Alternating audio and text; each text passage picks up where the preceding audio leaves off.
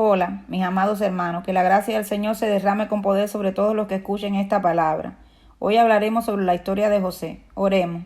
Padre Santo y Dios de amor, que su bendición sea derramada en todos aquellos que escuchen esta palabra de enseñanza y puedan entender que la fidelidad hacia usted es lo más importante, porque usted cumple todo lo que promete en el tiempo designado por el reloj del cielo. Mi alma te adora, Señor, en el nombre que es sobre todo nombre. Amén y amén. La historia de José, el hijo de Jacob, también fue llamado Israel. Es una representación vivida de una gran verdad. A los que aman a Dios, todas las cosas le ayudan a bien. Romanos 8:28. José era hijo de Jacob con Raquel, la esposa que él amaba. Pues recuerden que Jacob se casó primero con Lea por engaño, pues era la primogénita, y luego a la semana se casó con Raquel, a la que él amaba, y de esa unión nace José. Pero hoy hablaremos sobre José. Jacob, padre de José, decidió hacerle una túnica y entregársela y ponérsela. En aquellos tiempos eso era símbolo de realeza, pues solo la usaban los reyes y la realeza. Por eso esto desató la ira y la envidia de sus hermanos. Proverbio dice: es muy mala la ira, pero más el enojo, pero peor es la envidia. La envidia es uno de los sentimientos humanos más poderosos. Por eso, sin importar cualquiera que sea tu circunstancia, no permita que tu corazón se abrigue de amargura o envidia hacia otro, pues esa envidia que desataron los hermanos de José sobre él hicieron que lo echaran a una cisterna. Pero Dios la secó para protegerlo. José significa Dios añade. Bueno, los hermanos le quitaron las únicas y lo echaron a la cisterna, porque el hombre puede quitar lo que da el hombre, pero lo que promete Dios, no, porque Dios da una palabra. Lo que promete al principio no lo ves, pero luego siempre tiene cumplimiento. Pero la unción que le dio el Señor no pudieron quitársela. Él revelaba en sueño a José cosas que sucederían. En su juventud, José tuvo 2 sueños relacionados con él y su familia, y decidió contarlo. En el primer sueño, él se vio en el campo junto a sus hermanos atando gavilla, un conjunto de ramas. De repente, su gavilla se levantó muy recta mientras que la gavilla de su hermano se inclinaba frente a la suya. En el segundo sueño, vio el sol, la luna y 11 estrellas que representaban a su padre y sus hermanos, inclinándose ante él. Como es de esperar, ninguno de estos sueños sentó bien a sus hermanos. Por eso decidieron hacer lo que hicieron. Le quitaron la túnica y lo echaron a la cisterna. Y luego su hermano Judá decidió no matarlo y venderlo como esclavo a una caravana de mercaderes madianitas que se dirigían a Egipto. Los hermanos tomaron la túnica de colores y la empaparon en sangre de cabrito. Al llegar a la casa, le hicieron creer a Jacob que José había muerto devorado por un animal salvaje. Por su parte, cuando los madianitas llegaron a Egipto, vendieron a José por segunda vez. Allí lo compró un funcionario de Faraón y capitán de la guardia llamado Potifar. José comenzó a trabajar para él y todo lo que hacía le salía bien, algo que no pasó desapercibido. Por esta razón, Potifar, que era el oficial comandante de la guardia real, el que llevaba a cabo las ejecuciones ordenado por el rey, capitán de guardia, viene de frase hebrea, literalmente significa jefe de los carniceros o matarife. Por este significado, algunos eruditas han considerado que era el principal cocinero mayordomo de la casa de Faraón, pero otros creen que era carnicero o matarife, que significa en este caso verdugo. En cualquiera de los 2 casos, Potifar era un hombre importante, pero la segunda posibilidad especialmente le otorgaba gran poder y una buena posición en Egipto, el cual decidió nombrarlo mayordomo de toda su casa y administrador de sus bienes, después de ver la fidelidad de José. Pero antes de ser nombrado, José nunca se consideró un esclavo, porque él confiaba plenamente en la promesa de Dios, por lo que nunca se comportó como tal. Siempre se comportaba como lo que Dios le dijo que él sería. José fue tentado por la esposa de Potifar. Ella le pidió que durmiera con ella. La reacción de José ante las insinuaciones de la esposa de Potifar muestra su gran rectitud personal. El rey Benjamín dijo a los nefitas: cuando os halléis al siervo de vuestro semejante, solo estáis en el siervo de vuestro Dios. Mosías 2:17. Si ese principio fuera expresado negativamente, diría: cuando pecáis contra vuestro semejante, solo estáis pecando contra vuestro Dios. José entendía perfectamente este principio y respondió a la esposa de Potifar, señalando que sería terrible aprovecharse de su amo de esa forma. Dio al siguiente paso lógico al expresar: ¿cómo pues haría yo ese gran mal y pecaría contra Dios? Génesis 39:9. Él siempre se mantuvo fiel a Dios y a Potifar, pero la esposa, al ser rechazada por José, levantó una calumnia sobre él y dijo que había intentado abusar de ella, y fue condenado a prisión. Pero aún preso, él no se desenfocó de la promesa de Dios, y al poco tiempo de estar ahí, lo nombraron jefe de los presos. En la cárcel, José se encontró con el copero y el panadero del faraón, quienes fueron a parar allí, acusados de robar una copa de oro y perteneciente al faraón. Ambos habían tenido sueños misteriosos, y José le pidió que se lo contase, porque él era capaz de interpretarlo. El copero le contó que él exprimía 3 racimos de uva en la copa del faraón, lo cual interpretó como que dentro de 3 días sería declarado inocente, recuperando su puesto. En consecuencia, le solicitó que hablase a su favor con el monarca. El panadero le pidió que también interpretara su sueño, en el cual las aves devoran el contenido de 3 canastas llenas de panes. José explicó que dentro de 3 días el panadero sería ejecutado y los pájaros se comerían su cuerpo. Todo se cumplió según lo predicho por José. No obstante, al verse libre, el copero se olvidó de José. Al cabo de 2 años, el faraón soñó que se encontraba en la ribera del Nilo, y del agua subían 7 vacas gordas que paseaban en la orilla. A continuación subía del agua atrás 7 vacas flacas y devoraban a las primeras sin engordar por ello. El faraón despertó entonces, pero al volver a dormirse soñó que de una caña de trigo brotaban 7 espigas llenas de grano, pero tras ellas brotaban otras 7 espigas vacías y quemadas por el viento del desierto, que devoraban a las primeras. Al día siguiente, el faraón se encontraba atormentado por su sueño, consultando los sabios de Egipto. Ninguno fue capaz de interpretarlo. El copero se acordó entonces de José y le contó a Faraón lo ocurrido en la cárcel. Así pues, el faraón mandó a llamar a José a su presencia. Cuando sacaron a este de la cárcel, le cortaron el pelo y le dieron la ropa nueva antes de presentarse ante el faraón. Este le dijo: he tenido un sueño y no hay quien me lo interprete, y he oído hablar de ti, que en cuanto oyes un sueño lo interpreta. José respondió a su vez: no yo, Dios será el que dé respuesta favorable al faraón. El faraón dijo entonces a José: este es mi sueño. Estaba yo en la ribera del río y vi subir del río 7 vacas gordas y hermosas, que se pusieron a pacer por la verdura de la orilla. Y he aquí que detrás de ellas suben otras 7 vacas malas, feas y flacas, como no la he visto de malas en todas las tierras de Egipto. Y las vacas malas y feas se comieron las primeras 7 vacas gordas, que entraron en su vientre, sin que se conocieran que habían entrado. Pues el aspecto de aquella siguió siendo tan malo que al principio, y me desperté.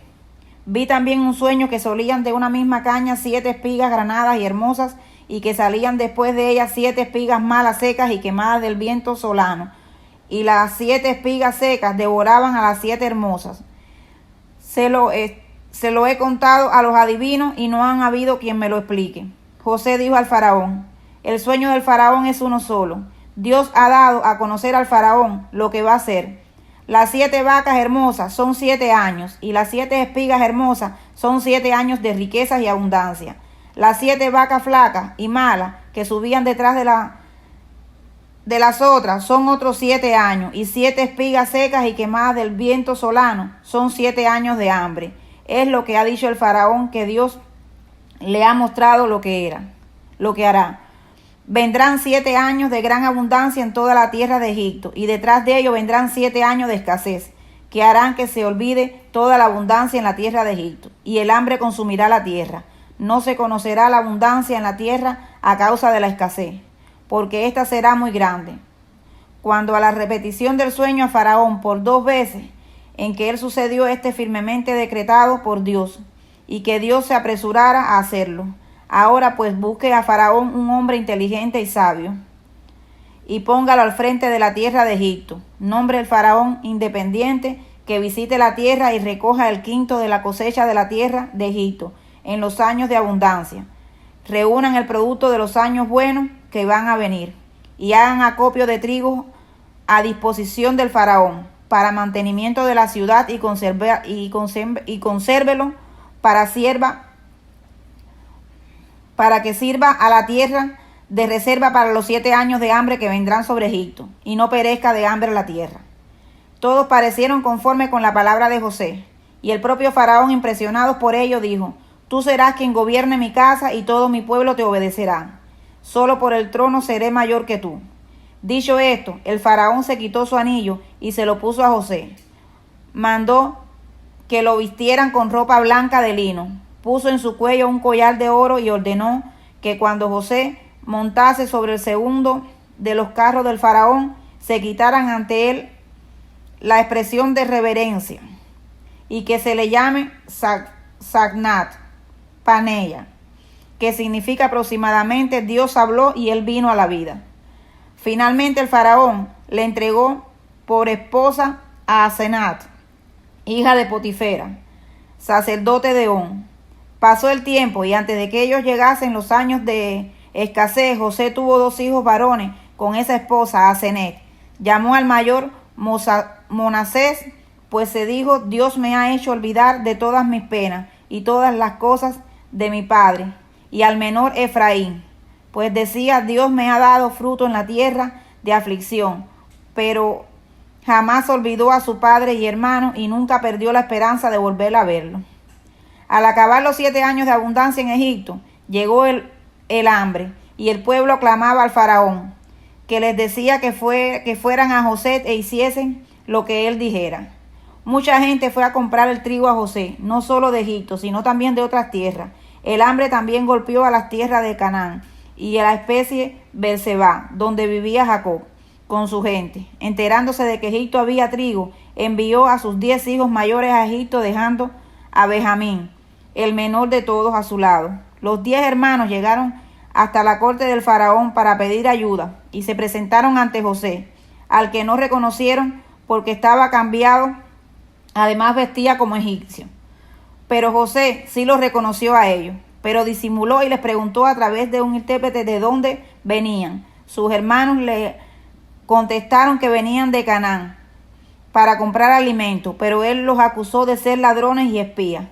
Ellos, consternados, le contestaron que todos eran hermanos, hijos de Jacob. José les replicó: ¿Cómo puede ser un hombre tan rico en hijos? Y ellos explicaron que en realidad eran 11 hermanos, pero que el menor de todos se había quedado con su padre. José mandó a encerrar a sus hermanos en la cárcel durante 3 días, y durante este periodo ellos reflexionaron sobre todo el mal que habían hecho a José. Que lo escuchaba, tuvo que retirarse debido a la emoción que le causaban sus palabras. Al cabo de los 3 días, José los liberó y declaró que llevarían trigo a Canaán. Pero para demostrar la veracidad de sus palabras, deberían volver y traer consigo al hijo menor, Benjamín. Mientras tanto, tomó a Simeón como rehén y lo encerró. Además, metió en la alforja de sus hermanos el dinero que ellos habían pagado por el trigo. Cuando regresaron a Canaán, los hermanos quedaron consternados al ver en sus alforjas el dinero que le habían pagado. Temieron que los egipcios pudieran utilizar esta situación para convertirlos en esclavos y despojarlos de sus bienes. Le contaron todo lo que sucedió a su padre, y Jacob se entristeció por Simeón, pero les contestó que no iban a volver a Egipto con Benjamín, porque ya habían perdido a José y no soportarían perder también a Benjamín, el único hijo que quedaba. Pero la sequía y la escasez continuaron, y tras mucho insistir, Rubén y Judas consiguieron que Jacob transigiera, y los hijos de Jacob volvieron a Egipto con Benjamín. Al volver a Egipto, los hijos de Jacob fueron recibidos por el mayordomo de José, que les dijo que no debían preocuparse por el dinero, y además los reunió con Simeón. Todo fueron invitados a la casa de José, a quien le dieron regalos de parte de su padre. José se alegró especialmente de ver a Benjamín después de tanto tiempo, hasta el punto de retirarse de su habitación a llorar de la emoción. Tras recuperarse, José invitó a su hermano a un banquete en el que los acomodó por orden de edad. Al ver esto, se sorprendieron muchos, pero el mayordomo de José les explicó que pudo adivinarlo gracias a su copa de plata, que era mágica. Todos comieron y bebieron felizmente, en especial Benjamín, que era recibido más y mejor comida que sus hermanos. Cuando los esclavos estaban llenando el trigo, las alforjas de los hermanos, José decidió ponerlos a prueba e introdujo su copa de plata en la alforja de Benjamín. Cuando los hermanos ya se marchaban de la ciudad, fueron alcanzados por los soldados, que le acusaron de robo de la copa. Estos negaron el hecho, pero los soldados revisaron la alforja y, para sorpresa de los hijos de Jacob, la copa apareció en la de Benjamín. Entonces los soldados anunciaron que los demás podían seguir su camino, pero que el ladrón debía quedarse. Ninguno de sus hermanos quiso aceptar esto, y todos volvieron con José, quien les recriminó que defendiesen a un ladrón, y lo instó a volver a su tierra. Sin embargo, sus hermanos replicaron que preferirían morir que ver sufrir nuevamente a su padre, quien ya sufrió el dolor de la pérdida de un hijo predilecto y no podían volverlo a soportar. Entonces José expulsó a los soldados y a los esclavos, y rompió a llorar a gritos, con tanta fuerza que sus llantos se oyeron hasta el palacio del faraón. Al ver que había cambiado y que estaban dispuestos a dar la vida por sus hermanos menores, José por fin se dio a conocer a sus hermanos. Estos enmudecieron de asombro y de miedo al pensar que probablemente querría vengarse de ellos, pero José los calmó diciendo: no os preocupéis, que todo fue obra de Dios. Era necesario que yo viniese a Egipto para que nuestro pueblo Israel sobreviviera en este tiempo de escasez y hambruna. Al enterarse el faraón de lo sucedido, mandó a decir a José que invitase a Egipto a Jacob y a su pueblo, pues deseaba regarle tierras de cultivo en agradecimiento por cuanto José había hecho por los egipcios. Los hermanos de José volvieron a Canaán, cargaron de regalos de Egipto y le contaron todo a Jacob. Esto le llenó de alegría, partió con toda su familia rumbo a Egipto. Al encontrarse el padre e hijo, Jacob exclamó: agradezco infinitamente a Dios porque me ha dado por segunda vez a mi hijo querido. Él obra de manera misteriosa. José le pidió que se quedara a vivir en los últimos años con él, y también que se quedase todo su pueblo. Él aceptó con la condición de que los restos mortales fuesen llevados nuevamente cuando al pueblo regresaba a Canaán, la tierra prometida. Jacob y su familia vivieron entonces en la tierra de Gosén, un lugar destinado al pastoreo de ganado en el Bajo Egipto, cerca de Abariz, ciudad que fuera de la capital de dinastía, Ixá, que denominaron Egipto durante el siglo XVII a.C. Por eso, amados hermanos, Dios nunca incumple una promesa. No importa el proceso que tengas que pasar, solo confía y verás cumplida la promesa de Dios, como lo hizo en José. Dios los bendiga y los ángeles los protejan de todo mal.